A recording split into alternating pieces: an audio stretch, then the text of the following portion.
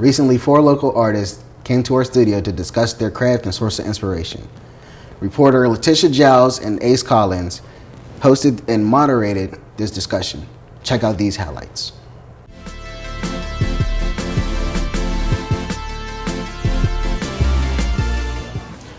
I'm Letitia Giles. And I'm Alicia Collins. And this is the Lighthouse Network, the Roundtable. And here we have a few people that came to voice their opinion on music and their talent.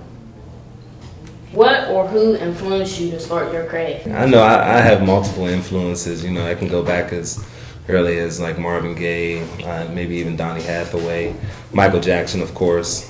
I'm really into R&B music. I think R&B is really just like possibly the lifeblood of a lot of this music out here right now. I decided to play instruments after I met with a brother by the name of Wyclef Jean, who put a guitar in my hand. And ever since then, I never looked back. Like, I guess if you could describe me, it'd be a combination between like somewhere where the Isley Brothers are meets with people from the Roots, meets with like Radiohead or like Nirvana. All right, my influences have been Stevie Wonder, Anita Baker, Isaac Hayes, Marvin Gaye, Otis Redding, but Big Mama Thornton. Pearl Bailey, Sarah Vaughan. So like having different roots of like soul and blues and jazz. A song that always grabs my attention, Visions by Stevie Wonder. And it's a song that breaks down so much in his words, but a lot of people just think of it as, elevator music.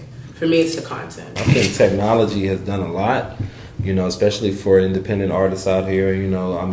It's opened up so many doors. The field is wide open. Everybody can make a record, and mix it down and shoot a video in the same night. If you go back in the day, right, and you look at the bands of the 70s or the artists of the 70s, any genre, and you watch how they recorded their albums, you can hear the difference between how a bass player is playing with 2 electric guitars versus 1 acoustic, or a bass player is playing with a keyboard or 2 keyboards. Technology for me, it has to be you stepping up to be a little bit more, because as a soul singer myself, I believe that, it does take a little bit of the soul out of it, but it's up to you to create it.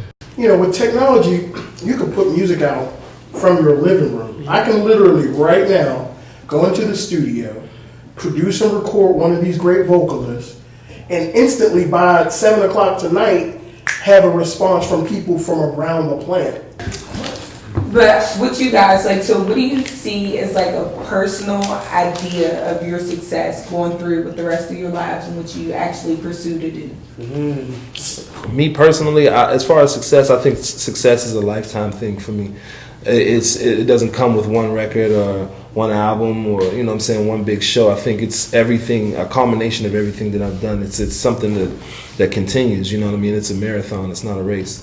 For me, I think it's being able to have the goals that you have and put the plan behind it to actually do it. It's always constantly being able to think of a plan to do something that hasn't been done before and create a plan to do it.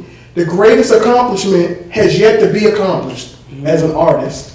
But for me, true success is in waking up in the morning and being able to pray.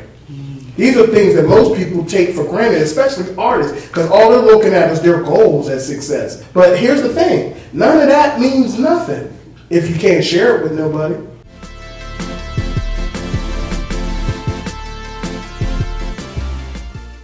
To hear the full discussion with these artists, please visit our YMCA Lighthouse YouTube channel.